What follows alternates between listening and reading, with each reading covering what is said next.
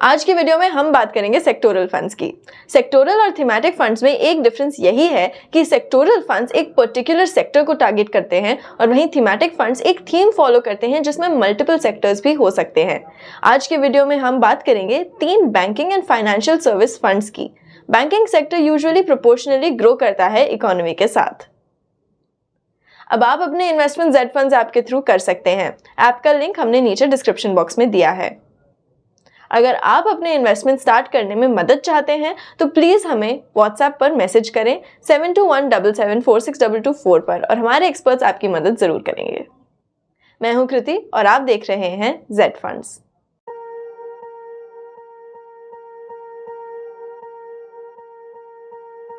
हमारे आज के 3 banking and financial service funds हैं ICICI Prudential banking and financial service fund, HDFC banking and financial service fund, SBI banking and financial service fund. अब हम एक एक करके इन तीनों फंड्स की परफॉर्मेंस को देखेंगे।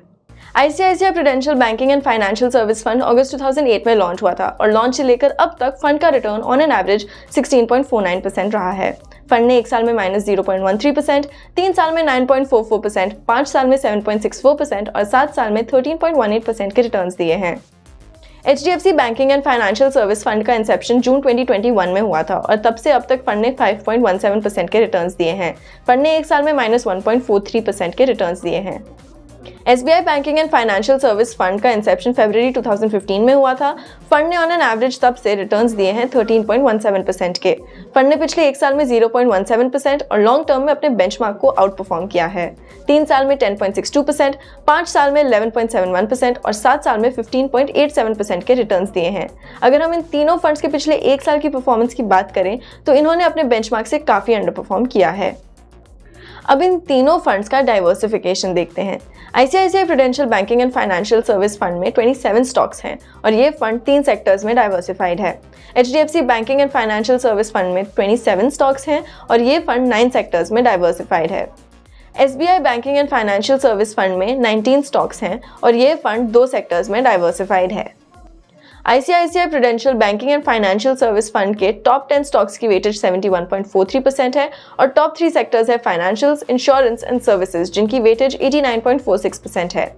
HDFC banking and financial service fund के टॉप 10 स्टॉक्स की वेटेज 79.38% है और टॉप 3 सेक्टर्स है फाइनेंशियल्स, इंश्योरेंस एंड सर्विसेज जिनकी वेटेज 99.33% है। SBI banking and financial service fund की टॉप 10 स्टॉक्स की वेटेज 76.65% है और टॉप सेक्टर्स इस फंड के हैं फाइनेंशियल्स एंड इंश्योरेंस जिनकी वेटेज 93.35% है। अब बात करते हैं पोर्टफोलियो वैल्यूएशंस की। ICICI Prudential banking and financial service fund का प्राइस टू बुक रेशियो 2.42 है, HDFC banking and financial service fund का 2.27 और SBI banking and financial service fund का 2.35। ICICI Prudential banking and financial service fund का price to earning ratio 18.29 है, HDFC banking and financial service fund का 16.75 और SBI banking and financial service fund का 18.24 है। तो ये थी इन तीनों फंड्स की कंसंट्रेशन एंड वैल्यूएशंस। अब देखते हैं इन फंड्स के फीचर्स को।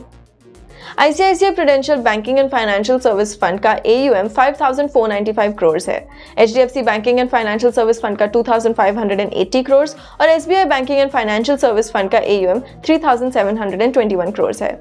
ICICI Prudential banking and financial service fund का एक्सपेंस रेशियो 2.04% है, HDFC banking and financial service fund का 2.14% और SBI banking and financial service fund का 1.91%।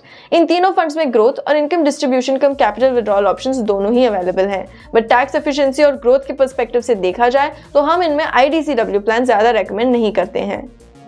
अगर हम बात करें इन फंड्स के एग्जिट लोड की तो ICICI Prudential banking and financial service fund में अगर आप अपने यूनिट्स 15 दिन में रिडीम करते हैं तो उस पर आपको 1% का एग्जिट लोड लगेगा और 15 दिन के बाद कोई भी एग्जिट लोड एप्लीकेबल नहीं है। HDFC banking and financial service fund में अगर आप अपने यूनिट्स 365 डेज के अंदर रिडीम करते हैं तो उस पर आपको 1% का एग्जिट लोड और आफ्टर 365 डेज कोई भी एग्जिट लोड नहीं लगेगा। SBI banking and financial service fund में अगर आप अपने यूनिट्स 30 डेज में रिडीम करते हैं तो उस पर आपको 0.5% का एग्जिट लोड और 30 डेज के बाद कोई भी एग्जिट लोड एप्लीकेबल नहीं होगा। अब बात करते हैं इन फंड्स पे जो गेन्स होंगे उस पर एप्लीकेबल टैक्स रेट की, क्योंकि ये फंड्स अपना पैसा मैक्सिमम इक्विटी सिक्योरिटीज़ में लगाते हैं। इन पर जो एप्लीकेबल टैक्स रेट होंगे वो इक्विटी के ही होंगे। अगर आप यूनिट्स को 1 साल में बेच देते हैं तो उस पर आपको short term capital gains tax देना पड़ेगा विच is at the rate of 15%। अगर आप यूनिट्स को 1 साल से ज़्यादा होल्ड करके रखते हैं तो उस पर आपको long term capital gains tax लगेगा which is at the rate of 10%। लेकिन ध्यान रहे ये 10% भी आपको तभी लगेगा जब आपके total capital gains in a single year 1 lakh rupees से ज़्यादा होंगे तब। ये थे हमारे 3 popular banking and financial service funds for 2022। Banking and financial service funds उन इन्वेस्टर्स के लिए सूटेबल हो सकते हैं जो लॉन्ग टर्म के लिए अपने इन्वेस्टमेंट्स प्लान कर रहे हैं for a time duration of at least 4 to 5 years। Investors जिनका एक वेल डाइवर्सिफाइड पोर्टफोलियो है और वो इस सेक्टर में एक्सपोजर इंक्रीज करना चाहते हैं विद अ हाई रिस्क, उनके लिए banking and financial service funds काफ़ी अच्छे रह सकते हैं। लॉन्ग टर्म में आप इन फंड्स पे 13 से 15% तक के एक्सपेक्टेड रिटर्न्स पा सकते हैं। अगर आप अपना पोर्टफोलियो रिव्यू करवा के जानना चाहते हैं कि ये फंड्स आपके लिए सही रहेंगे या नहीं, या फिर किसी दूसरे फंड के बारे में जानना चाहते हैं, तो अभी हमें व्हाट्सएप मैसेज करें 7217746224 पर और हमारे एक्सपर्ट्स आपकी मदद ज़रूर करेंगे। साथ साथ अगर आप एक नए इन्वेस्टर हैं और लॉन्ग टर्म वेल्थ क्रिएशन के लिए इन्वेस्टमेंट प्लान कर रहे हैं तो आप एक डाइवर्सिफाइड म्यूचुअल फंड पोर्टफोलियो बना सकते हैं हमारे एक्सपर्ट्स की मदद से। अब आप किसी भी ओपन एंडेड म्यूचुअल फंड में हमारे ऐप जेड फंड से इन्वेस्ट कर सकते हैं। This is India's only investments app जहां आप देश के टॉप फाइनेंशियल एक्सपर्ट से सलाह लेकर अपने इन्वेस्टमेंट्स कर सकते हैं। ऐप का लिंक हमने नीचे डिस्क्रिप्शन बॉक्स में दिया है।